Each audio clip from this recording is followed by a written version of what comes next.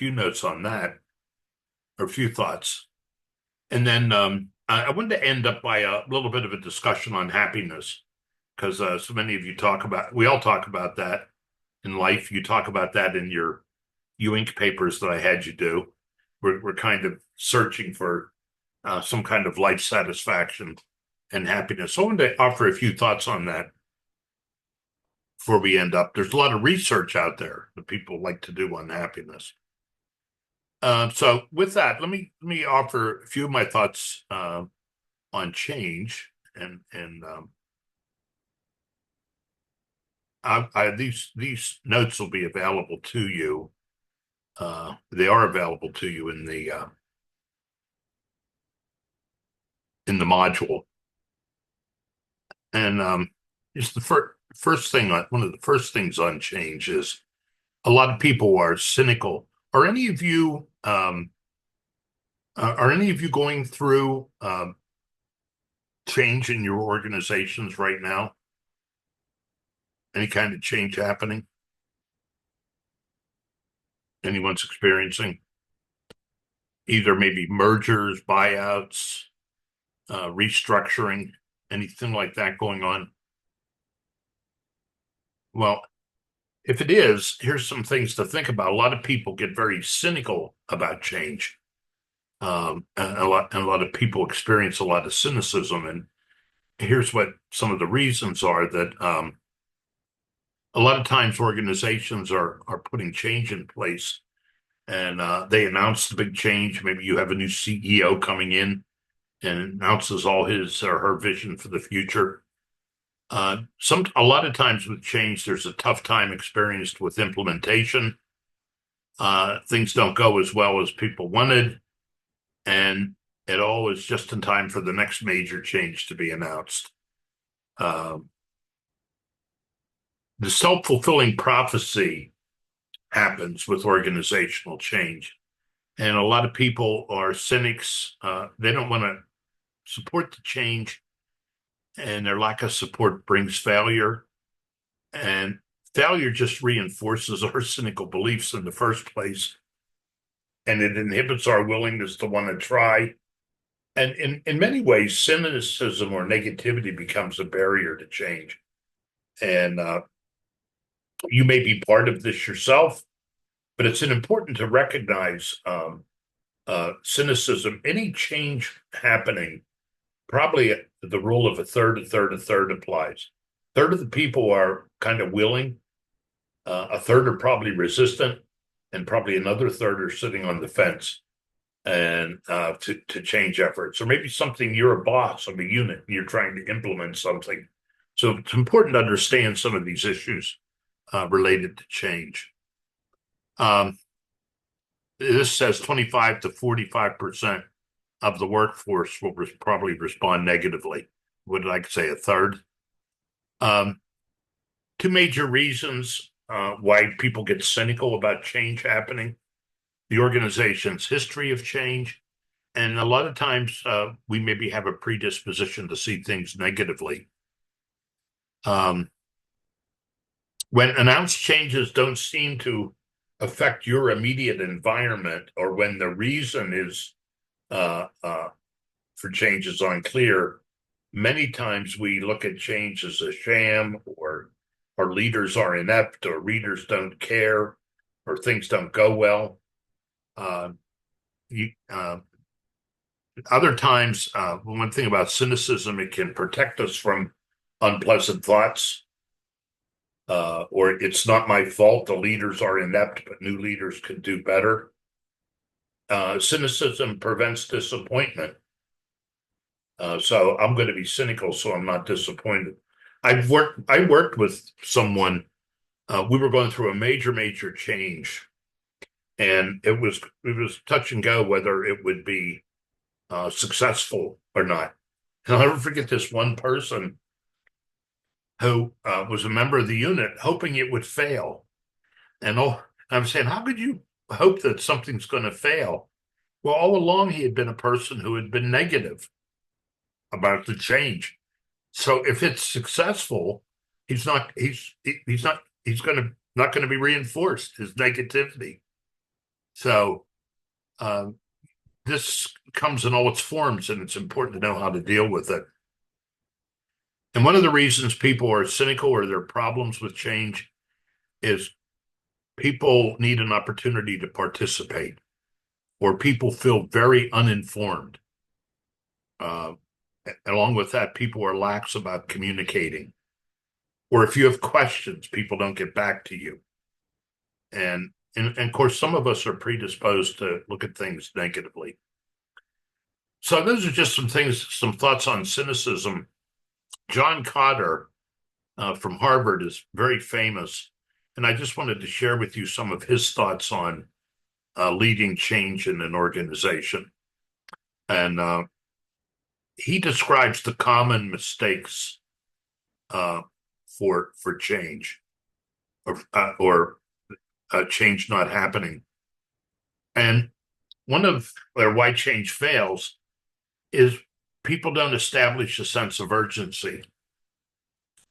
It culture in an organization is a very important thing, and the culture of an organization is very powerful, and so it's hard to force change through, and so people need a sense of urgency in order to get behind change efforts. So leaders tend to overestimate how much they can force people to do things, or they don't create a sense of urgency about the need to change. Uh, an organization going through some rough quarters and or on the verge of failure. Alexa, stop. Sorry about that. So having a sense of urgency or telling people the importance of the need for change is important. Um, a lot of times you need a vision behind where the change is going. A failure to do this. Change needs to be led by key line people, a guiding coalition who have a guiding vision, not staff, not the staff members on the side. It's got to be led by teams who have a stake in it. Executives don't just turn change over to somebody else. They've got to lead the effort. Again, no clear vision, as I mentioned. Uh, Programs and notebooks aren't a vision. Uh, what's the direction? The rule of thumb is you ever hear of elevator speeches?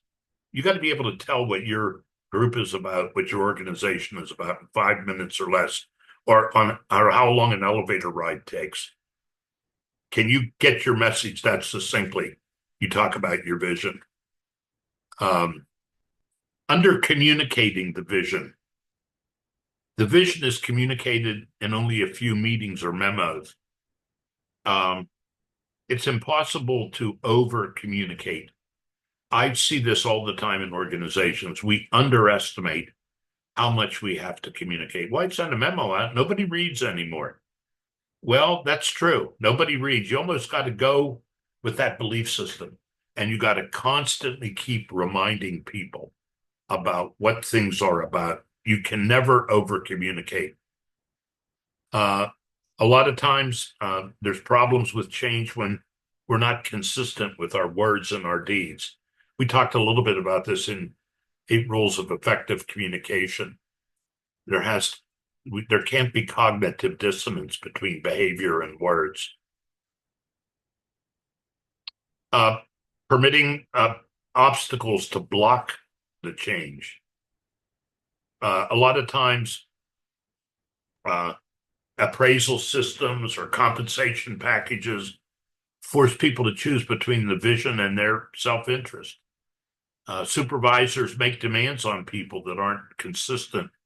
So there's a lot of obstacles out there that block a vision. And you got to think in terms of short-term wins if people are moving toward a big change effort. So a lot of times, one of the problems with change is declaring victory too soon. Saying you reached the goal before you did. I keep thinking of, I guess it was President Bush. standing on top of the carrier and say we won in Iraq, and then you remember how many years after that. Um, so failure to anchor the changes in corporate culture. Again, don't underestimate the importance of culture in change. Many times the way you do things around here stands in the way of change.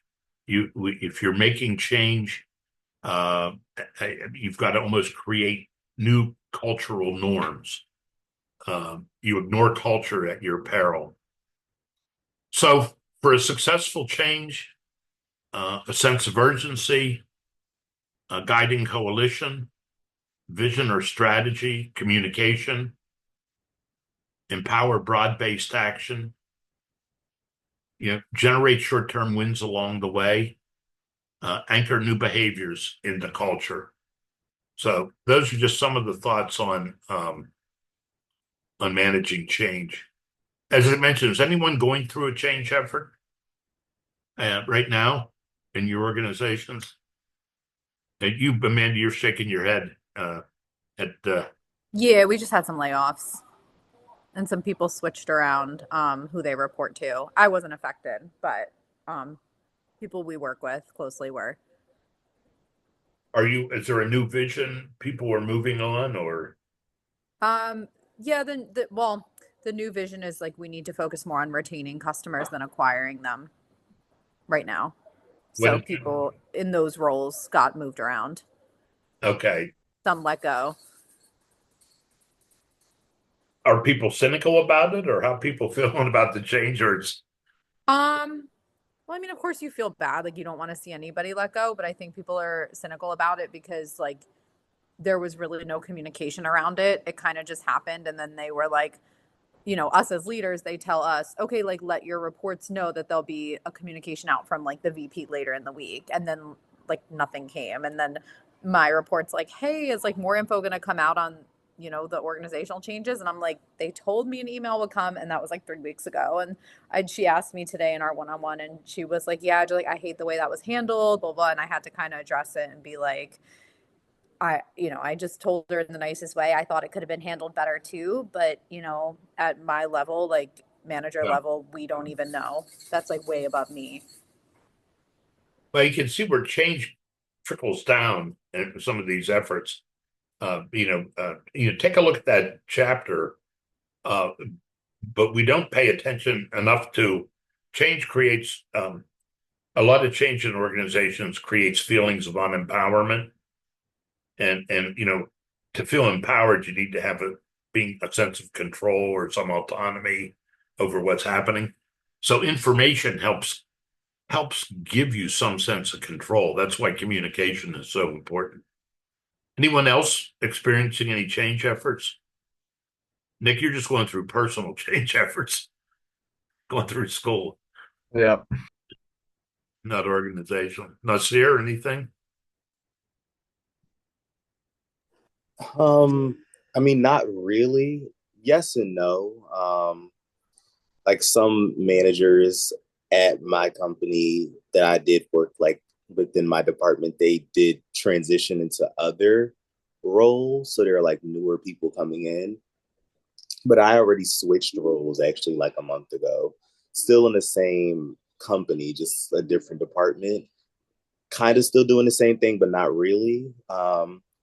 So I mean, I guess that's an organizational change, but as far as there are a few managers as well, and just supervisors and higher ups who were switched around and moved around, decided to transition into other roles.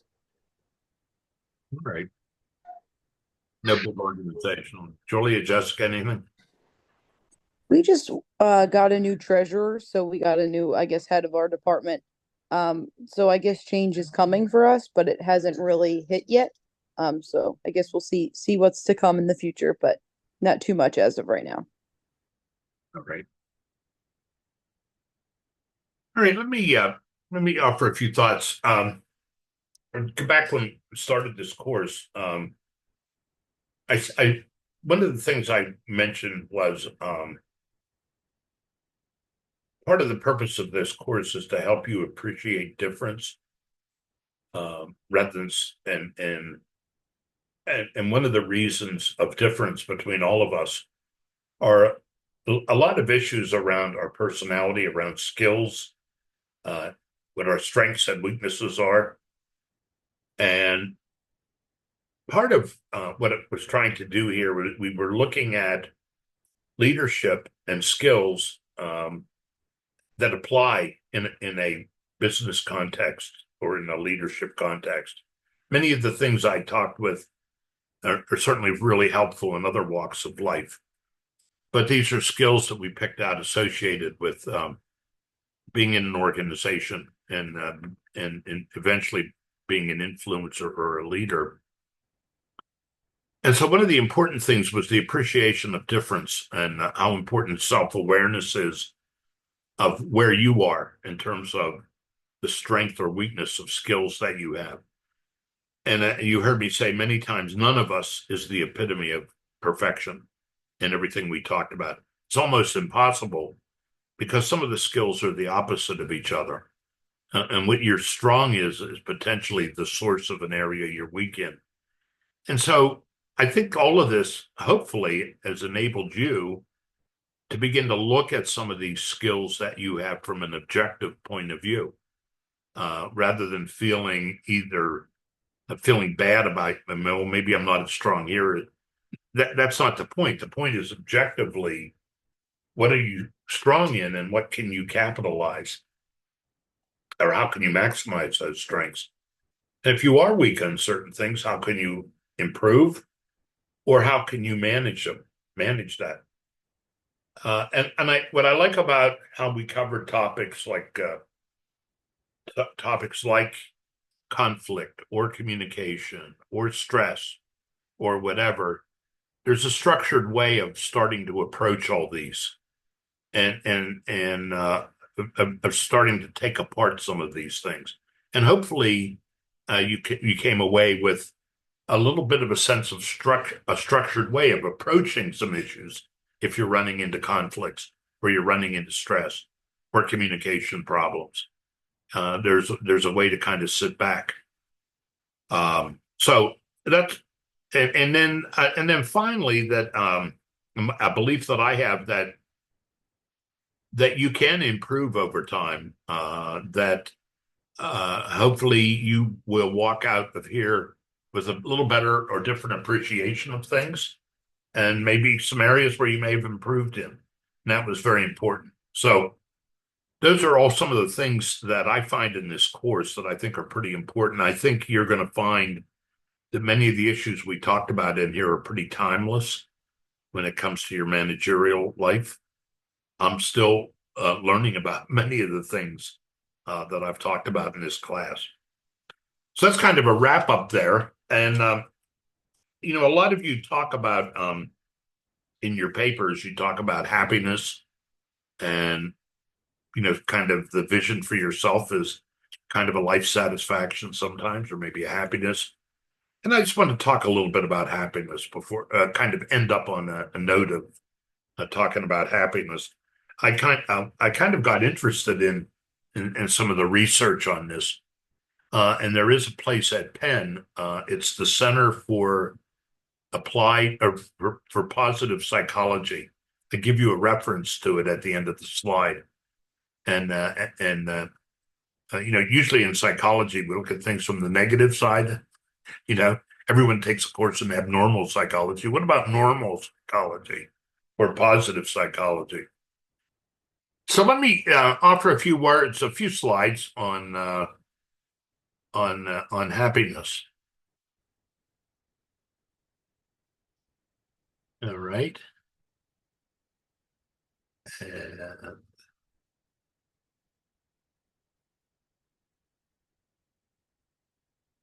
So what do we know about happy people in a way that, what are some of the traits of happy people?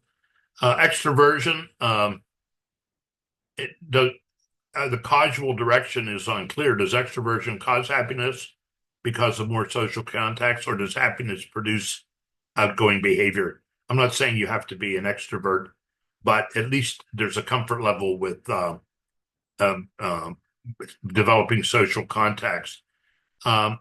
Self-esteem is more strongly correlated with happiness in individuals, individualistic cultures than collective cultures.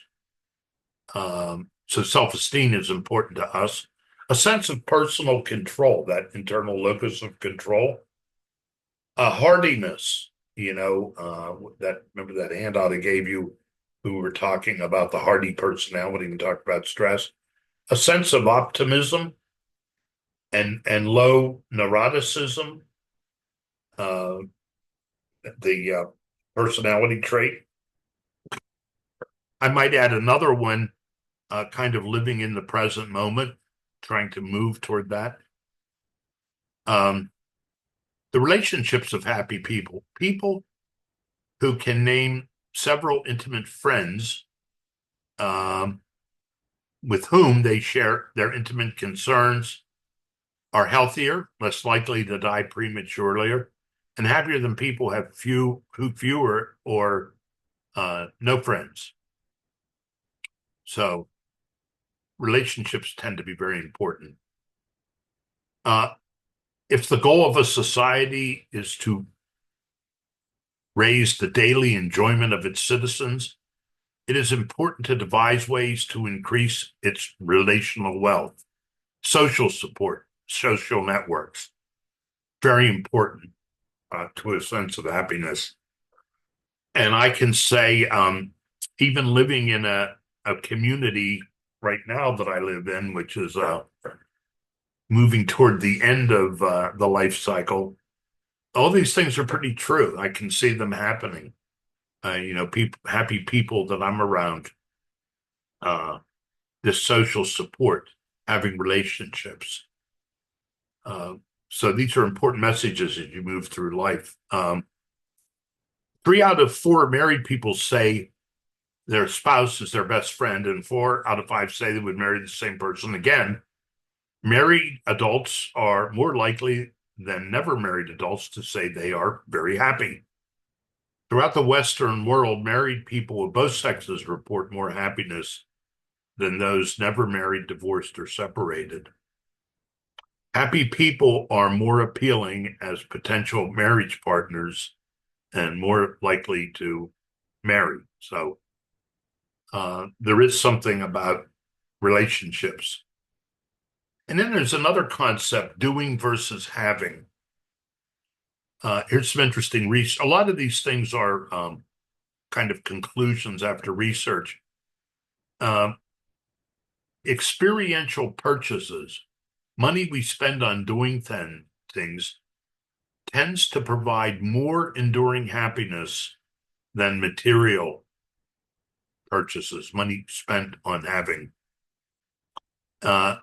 Experiences tend to produce more enduring satisfaction than do possessions. Experiential purchases tend to make people happier because they evoke fewer comparisons, are more associated with the self, and foster more social connection. One of the barriers, one of our traits, or I guess emotions that happens to us all the time is comparison.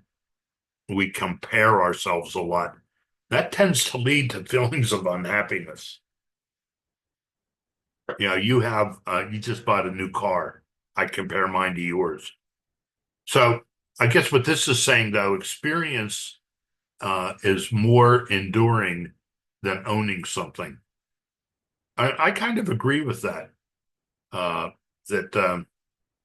You reach a point of you don't need things. That experience is much better. Just think of waiting to go on a vacation. The anticipation of weeks off and going on a special vacation is almost better than the actual vacation itself. Or buying something, the anticipation of getting something brings much more happiness than the actual getting of it. 4 studies in 2010 found that waiting for experiences also tends to be more positive than waiting for possessions. people derive more happiness from the anticipation of experiential purchases. Waiting for an experience tends to be more pleasurable and exciting than waiting to receive a material good. So spend your money on experiences. And then the flow of happy people. This gets a little bit to work when you work. When work is a pleasure, life is a joy. When work is a duty, life is slavery. That's Maxim Gorky. For many people, work provides personal identity. It helps define who we are, and it offers a network of support. And work can add focus and purpose to our lives. It also gives a sense of maybe our lives matter. That's some of that stuff I gave you on the life job satisfaction survey, and in what we covered on empowerment as a motivator. That's what comes into focus here. But work sometimes is not satisfying. We can be overwhelmed when challenges exceed our availability of time and skills. And we can be underwhelmed at work. When challenges engage and match our skills, we enter an optimal state of what Szymanski calls flow, being in the flow. That's what the concept is. The great jazz musician, Grover Washington, here from Philadelphia, one of his favorite jazz pieces that I loved is called In the Flow. That means you are so in the moment that time passes and you're not even aware of time passing. That's what in the flow means. To be in the flow is to be unselfconsciously absorbed. One gets so caught up in an activity that the mind does not wander. One becomes oblivious to surroundings and time flies. Remember when I asked you if you've ever been in a high performance team when you're really working? That's being in the flow. And then he studies, he discovered that happiness comes not from mindless passivity, but from engagement in mindful challenges. Involvement in interesting activities, including engaging work, is a major source of happiness. So, in summary, happiness, think about close, intimate relationships. Think about having a sense of commitment to something and control, and a social support network. And then whatever you're doing, mindfully being in the flow. So those are just some of my thoughts on happiness toward the end. Oh, let me, there is a last slide that I didn't show. It's called AuthenticHappiness.org. AuthenticHappiness.org. It's on the last slide. And I'll make these slides I've already made available in Module 10. So those are my final concluding words on happiness. And it's absolutely true, even if you get to my advanced stage. Those things are exactly true. All right. Any comments or thoughts or questions anyone has?